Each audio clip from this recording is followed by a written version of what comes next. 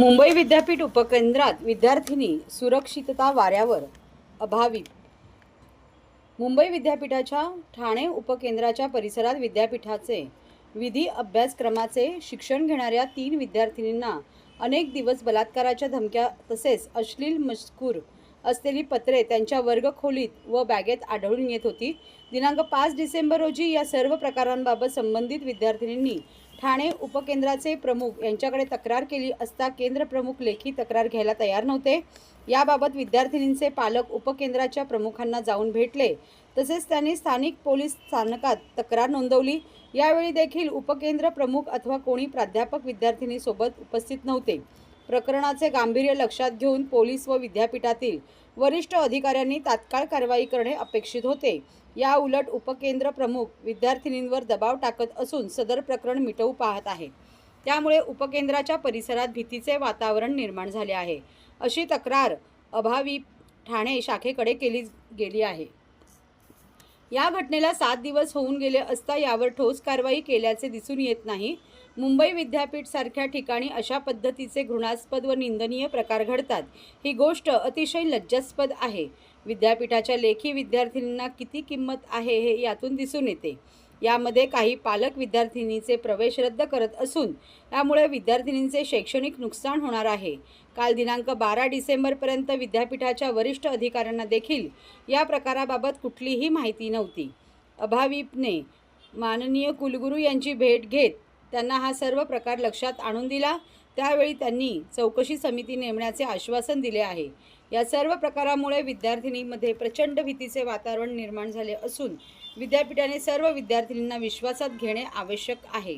या प्रकाराचे गांभीर्य लक्षात घेऊन याची उच्चस्तरीय चौकशी होऊन दोषींवर कठोर कारवाई व्हायला हवी तसेच कारवाई न करणाऱ्या उपकेंद्र संचालकांवर योग्य पद्धतीने कारवाई झालीच पाहिजे, अशी अभावीप यांची मागणी आहे, असे मत अभावीप प्रदेश मंत्री संकल्प फळदेसाई यांनी व्यक्त केले आहे। अशा घटना वारंवार घडू नयेत यासाठी प्रशासनाने योग्य ती पावले उचलणे गरजेचे आहे, असे मत ठाणे महानगर मंत्री योगेश दामले यांनी व्यक्त केले आहे।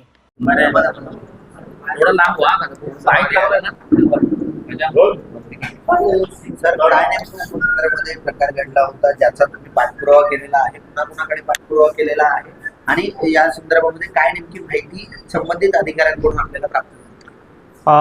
गेल्या 5 डिसेंबर रोजी काही विद्यार्थिनी या ठाणे सब कॅम्पसचे डायरेक्टर जे आहेत त्यांच्याकडे कंप्लेंट घेऊन गेल्या। मागच्या काही दिवसांपासून त्यांना एक पत्र त्यांच्या बॅगेमध्ये सापडत होतं। त्या पत्रामध्ये एकदम अश्लील मजकूर लिहिलेला होता आणि त्यांच्यावरती बलात्कार करण्याच्या धमक्या ज्या आहे या पत्राद्वारे त्यांना देण्यात आल्या होत्या। ही कंप्लेंट घेऊन जेव्हा ते डायरेक्टरपाशी गेले तर डायरेक्टरने त्यांच्याकडून एकही लेखी तक्रार जी आहे ती घेतली नाही आणि उलट त्यांना जे आहे ते पोलीस स्टेशनला पाठवून त्यांना पोलीस स्टेशनला पाठवले गेले एका स्टाफ सोबत। याच्यात ऍक्च्युअली अपेक्षित होतं की डायरेक्टरने स्वतः त्यांना घेऊन पोलीस स्टेशनला जावं आणि त्याच्याबद्दलची पुढची चौकशी करावी, पण असं काही करण्यात नाही आलं।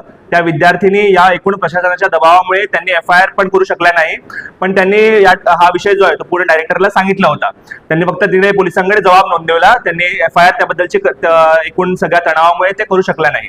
आणि या घटनेची एक 4-5 दिवसानंतर जेव्हा त्याच्यावरती काहीच कारवाई न होत असल्यामुळे त्यांचे विद्यार्थिनींचे पालक जे आहे ते पण या डायरेक्टरला भेटायला गेले। त्यावेळी पण त्यांनी डायरेक्टरनी जी आहे ती लेखी तक्रार जी आहे ती नोंद करून घेतली नाही आणि त्यांना पण असंच पाठवलं गेलं। त्यावेळी जेव्हा हे अखिल भारतीय विद्यार्थी परिषदेकडे डायरेक्टरची अकार्यक्षमता जी आली, यांची कंप्लेंट आपल्याकडे आली, तेव्हा आम्ही डायरेक्टरला भेटण्यासाठी गेलो तर डायरेक्टर जे आहेत ते विद्यापीठ कॅम्पसमध्ये उपस्थित नव्हते। त्यामुळे आम्ही डायरेक्ट कुलगुरू जे आहेत, विद्यापीठाचे कुलगुरू जे आहेत त्यांना भेटायला गेलो। या विषयात त्यांना या विषयाबद्दल सांगितलं, त्यांनी एकदम हा विषय सिरियसली घेतला। त्यांच्या एकदम निंदनीय बाब आहे की हा विषय जो आहे एवढा सिरियस विषय असून सुद्धा डायरेक्टर कडून हा कुलगुरूकडे विषय तो गेला पण नव्हता। तो आमच्या तोंडून त्यांना काल आम्हाला सांगावं लागला की असा विषय घडलेला आहे, त्याबद्दल तुम्ही चौकशी करावी। आणि त्या आमच्या मागणीमुळे आज कुलगुरूंनी याच्यावरती एक चौकशी समिती बसवली आहे आणि आमची अशी मागणी आहे की या प्रकरणातील जे दोषी आहेत त्यांच्यावरती कडक कारवाई करण्यात यावी आणि त्याचबरोबर या पूर्ण प्रकरणाला जे हँडल एकदम अनसेन्सिटिव्ह वेली जे केलेलं आहे त्याबद्दल त्या डायरेक्टरवरची पण कारवाई करण्यात यावी, अशी अखिल भारतीय विद्यार्थी परिषदेची मागणी आहे। त्याप्रमाणे हा विषय महाविद्यालय किंवा युनिव्हर्सिटीच्या अंडर असला तरी सुद्धा पोलिसांनी सुद्धा आकर्षकता दाखवलेली आहे। या संदर्भामध्ये अखिल भारतीय विद्यार्थी परिषद काय नेमकं पाऊल उचलणार आहे आणि तुमचं शेवटचं पाऊल काय असेल? या विषयात कसं आलं की जेव्हा एक विद्यार्थीने आपल्या कॉलेज कॅम्पसचा विषय घेऊन आपल्या डायरेक्टरकडे जाते, त्यावेळी त्या डायरेक्टरचा एक हे असतं, रोल असतो की त्यांनी तो विषय जो आहे त्याची सिरियसनेस बघता त्यांना त्या विद्यार्थिनींना घेऊन पोलिसांकडे गेलं पाहिजे, त्याची FIR लॉन्च केली पाहिजे, त्याचा फॉलोअप घेऊन त्याची चौकशी जी आहे ती त्यांनी बसवली पाहिजे. ही अकार्यक्षमता, या असंवेदनशीलता या एकूण प्रकरणाकडे जी संचालकाने दाखवली आहे त्याला आमचा मुख्य विरोध आहे. त्यामुळे त्या विद्यार्थिनी प्रेशर त्या डायरेक्टरच हा जो विषय आहे तो दाबण्याचा प्रयत्न करत होता. त्या दाबण्याच्या प्रयत्नामुळे ज्या विद्यार्थिनी आहेत त्या FIR त्याबद्दलच्या लॉन्च करू शकल्या नाही. त्यांनी पोलिसांकडे गेले, पोलिसांकडे प्रकरण सांगितलं, पण त्याच्यावरतीच जे सिरियसनेस हे त्या संचालकाला स्वतःला नसल्यामुळे पोलिसांनी पण याबद्दलची काही कारवाई जी आहे ती पुढे केली नाही. आणि त्या कार्यक्षमतेमुळे जे आहे अखिल भारतीय विद्यार्थी परिषदेला हे प्रकरण हातात घेऊन आम्ही या प्रकरणाची जी आहे ती कुलगुरूंपर्यंत आम्ही नेलं आणि त्याची चौकशी समिती आता बसलेली आहे. पण एकूणच पूर्ण ठाणे सब कॅम्पसमध्ये एक भीतीदायक वातावरण जे आहे ते निर्माण झालेलं आहे. कारण विद्यार्थिनींना ज्या एका आशेतून आम्ही युनिव्हर्सिटीकडे बघतो, एखाद्या कॉलेजमध्ये जर प्रकरण असं घडलं तर आम्ही विद्यापीठाकडे बघतो की बाबा विद्यापीठ आम्हाला याच्याला सोल्युशन देईल. पण विद्यापीठाच्या सब कॅम्पसमध्येच जर डायरेक्टर असं गोष्टी घडत असतील तर ते एकदम निंदनीय प्रकरण आहे. अनेक या 3 विद्यार्थिनींपैकी एका विद्यार्थ्यानंतर त्या कॉलेज ड्रॉपआउट करून दुसरे कॉलेजला ऍडमिशन घेण्याचं पाऊल पण उचलण्यासाठी एकदम हे झालेलं आहे. त्यामुळे असं वातावरण होऊ नये यासाठीची काळजी जी घ्यावी आणि या प्रकरणाची एकदम कडक चौकशी करावी अशी आमची अभाविपची मागणी आहे. ही चौकशी जोपर्यंत होत नाही, या विद्यार्थिनींना जोपर्यंत न्याय मिळत नाही तोपर्यंत अभाविपा हा लढा देईल. त्यासाठी आंदोलन करायचं असेल, जे काही स्टेप्स असतील ते आम्ही घेऊ. सध्या आम्ही त्या चौकशी समितीची जी निर्णय येतो त्यासाठी आम्ही थांबलोय. तो निर्णय येताच आम्ही पुढची पावलं जी आहेत ती आम्ही उचलू. महाराष्ट्रातील भगिनींना आधार देणारी राज्य शासनाची मुख्यमंत्री माझी लाडकी बहीण योजना. या योजनेअंतर्गत अल्प उत्पन्न गटातील 21 ते 65 वयोगटाच्या भगिनींना मिळणार दरमहा 1500 रुपयांची मदत. अर्ज करण्यासाठी 31 ऑगस्ट 2024 पर्यंत मुदतवाढ. कुटुंबाचं वार्षिक उत्पन्न 2.5 लाख रुपयांपेक्षा कमी असलेल्या महिला पात्र. कुटुंबाकडे पिवळं किंवा केशरी रेशन कार्ड असल्यास उत्पन्नाचा दाखला आवश्यक नाही. पांढरं रेशन कार्ड असेल किंवा रेशन कार्ड नसेल तर कुटुंबाचं वार्षिक उत्पन्न 2.5 लाखांपेक्षा कमी असल्याचा दाखला आवश्यक. योजनेसाठीचा ऑनलाईन अर्ज नारी शक्ती दूत ॲपवरून किंवा पोर्टलवर भरता येईल. ज्या भगिनींना ऑनलाईन अर्ज भरता येत नसेल त्यांच्यासाठी अंगणवाडी, ग्रामपंचायत, वॉर्ड ऑफिस, सेतू सुविधा केंद्रामध्ये किंवा आशाताई बचत गटाच्या CRP यांची मदत उपलब्ध. आता आपल्याला अभिमानानं म्हणता येईल, सुखी आणि सुरक्षित आहे माझी लाडकी बहीण.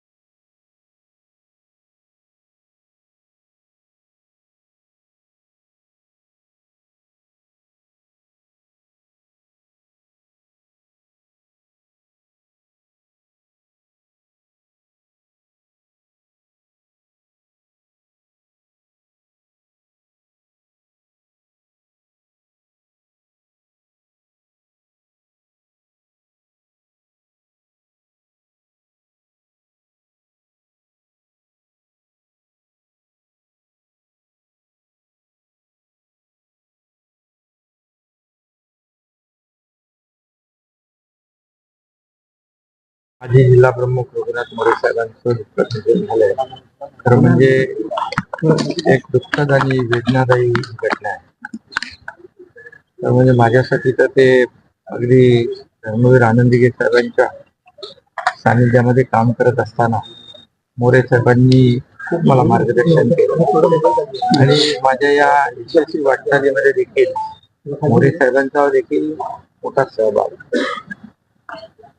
खरं म्हणजे प्रत्येक कार्यकर्त्याला साहेब गेल्यानंतर आधार देणं, त्यांना शिवसेनेचा पक्ष संघटना वाढवणं आणि त्यासाठी अहोरात्र मोरे साहेबांनी काम केलं आणि प्रत्येकालाच आपल्या परिवारातलं मान. आणि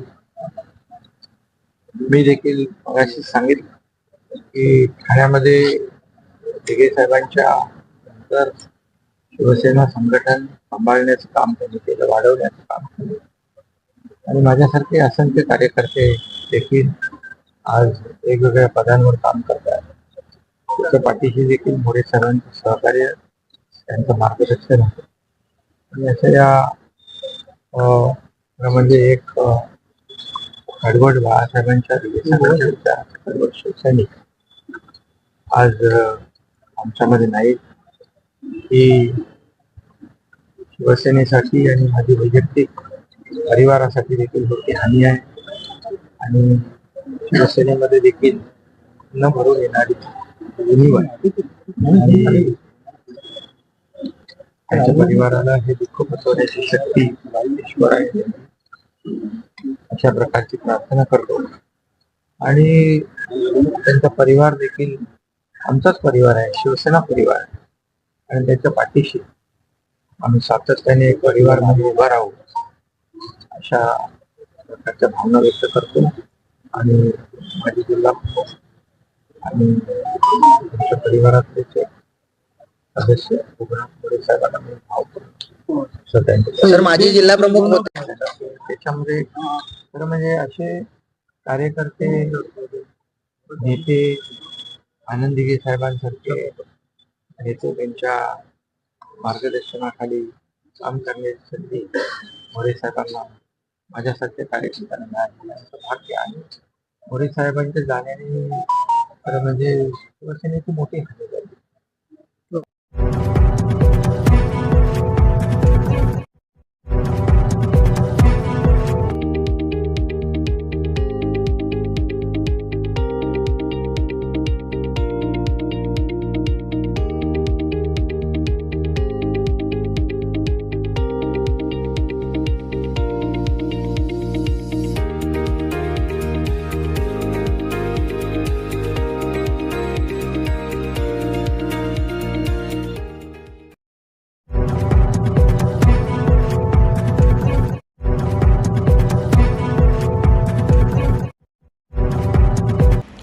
माजी नगरसेवक मनोज शिंदेच्या शिवसेनेत जाहीर प्रवेश.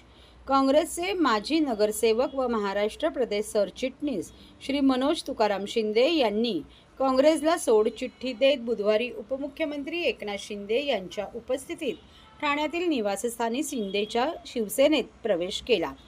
मनोज शिंदे हे 5 वेळा काँग्रेस पक्षाचे नगरसेवक म्हणून निवडून आले होते. ते काँग्रेसचे ठाणे शहर अध्यक्षही होते.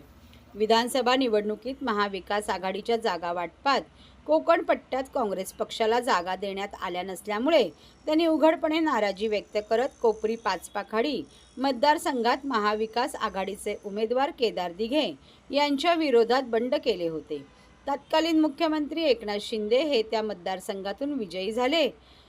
काल त्यांनी शिंदेच्या शिवसेनेत प्रवेश केला. त्यावेळी माजी नगरसेवक शैलेश शिंदे तसेच मनोज शिंदे समर्थक यांनीही यावेळी एकनाथ शिंदे यांच्या उपस्थितीत जाहीर प्रवेश केला.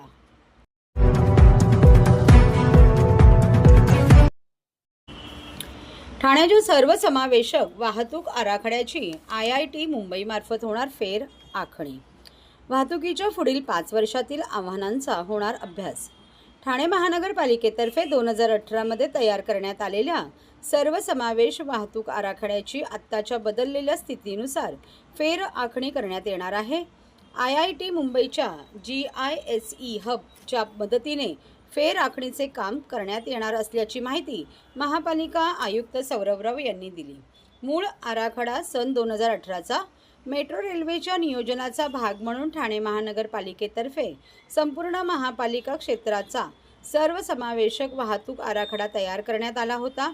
2010 पासून या आराखड्याचे काम सुरू झाले होते. 2018 मध्ये त्यास अंतिम स्वरूप देण्यात आले. त्यात मेट्रो मार्गाचे आरेखन, ठाणे पूर्व येथील सॅटिस प्रकल्प, ठाणे मुलुंड दरम्यानचे नवीन उपनगरीय रेल्वे स्थानक, आनंदनगर ते साकेत कोस्टल रोड, भुयारी मार्ग आदींबाबत सूचना करण्यात आल्या होत्या. ठाणे शहराची वाढ लक्षात घेऊन लोकसंख्येच्या घनतेप्रमाणे वाहतूक व्यवस्थापन करण्यात आले होते. महापालिका आयुक्त सौरभ राव यांच्या दालनात IIT मुंबईतील GISE हबचे प्रोफेसर सुमित सेन यांच्यासोबत या संदर्भात नुकतीच एक बैठक झाली. या बैठकीस अतिरिक्त आयुक्त प्रशांत रोडे, नगर अभियंता प्रशांत सोनाग्रा, TMTचे व्यवस्थापक भालचंद्र बेहरे, उपायुक्त शंकर पाटोळे, उपनगर अभियंता विकास ढोले, सुधीर गायकवाड, कार्यकारी अभियंता धनाजी मोदे आणि भगवान शिंदे उपस्थित होते. वर्षभरात होणार फेर आखणी, या आराखड्यातील तरतुदी आणि सद्यस्थिती तसेच भविष्यातील आव्हाने यांचा अभ्यास करून आराखड्यांची फेर मांडणी करण्याची गरज निर्माण झाली आहे. 2018 मधील या आराखड्याची फेरमांडणी करून 2030 पर्यंतच्या आव्हानांचा सामना करण्यासाठी सज्ज होण्याची आवश्यकता आहे. त्यासाठी IIT मुंबईतील GISE हब या विज्ञान आणि अभियांत्रिकी यांची सांगड घालणाऱ्या तज्ज्ञ गटांच्या मदतीने पुढील वर्षभरात फेर आखणीचे काम करण्यात येणार असल्याची माहिती आयुक्त सौरभ राव यांनी दिली.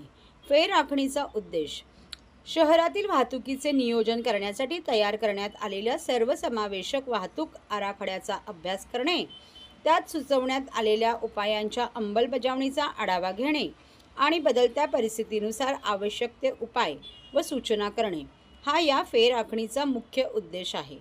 IIT मुंबईतील GISE हबमधील तज्ज्ञ आणि अभ्यासक हे उपलब्ध माहिती, नव्याने प्राप्त झालेल्या अत्याधुनिक मॉडेल्सच्या मदतीने ही फेर मांडणी करणार असल्याचे आयुक्त राव यांनी स्पष्ट केले.